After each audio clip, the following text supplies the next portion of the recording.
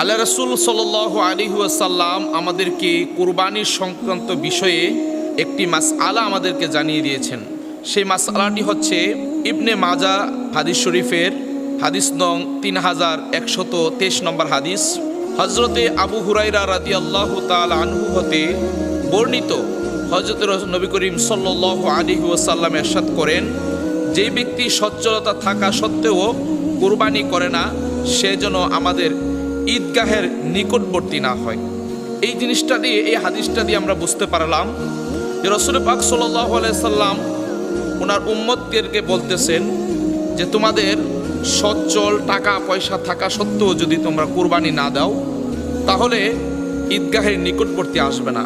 তার মানে এই কথাটা আল্লাহ রাসূল সাল্লাল্লাহু আলাইহি সাল্লাম কতটুকু কষ্ট নিয়ে, কতটুকু ঘৃণার দৃষ্টিতে আল্লাহ রাসূল এই কথাটি কঠোরভাবে বলেছেন।